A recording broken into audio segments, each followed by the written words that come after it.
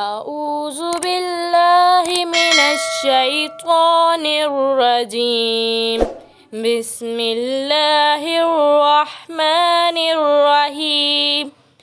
قل أوحي إلي أنه استمع نفر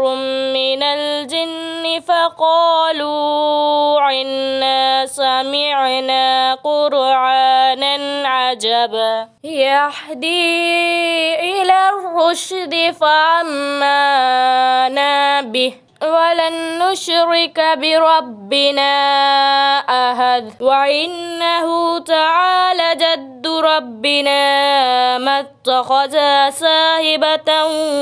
ولا ولدا وأنه كان يقول سفيهنا على الله شططا وأنا ظننا أن لن تقول الإنس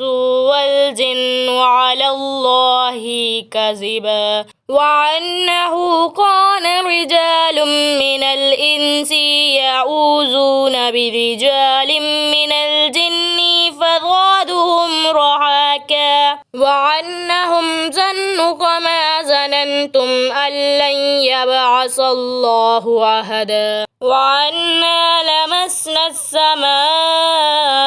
فوجدناها ملئت حرسا شديدا وشهابا وإنا كنا نقعد منها مقاعد للسمع فمن يستمع الآن يجد له شهابا رصدا وأنا لندري أشر أريد بمن في الأرض أم أراد بهم ربهم رشدا وأنا لندري أشر أريد بمن في الأرض أم أراد بهم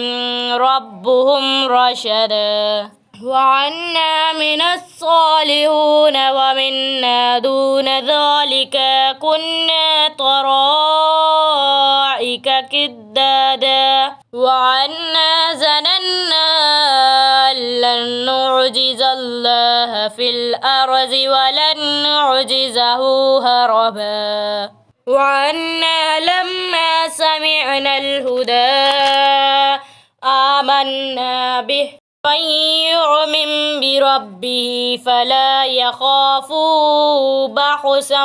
ولا رهقا وعنا منا المسلمون ومن القاسطون فمن أسلم فأولئك تحروا رشدا وأما القاسطون فكانوا لجهنم حطبا وعلى استقاموا على الطريقة لأسقيناهم ماء غدقا لنفتنهم فيه ومن يعرض عن ذكر ربه يسلكه عذابا صعدا وأن المساجد الله فلا تدعوا مع الله أحدا وأنه لما قام عبد الله يدعوه كادوا يكونون عليه لبدا قل إنما أدعو ربي ولا أشرك به أحدا قل إني لا أملك لكم ضرا ولا رشدا قل إني لن يجيرني من الله أحدا ولن أجد من دونه ملتحدا بلاغا من الله ورسالته ومن يعص الله ورسله فإن له نار جهنم خالدين فيها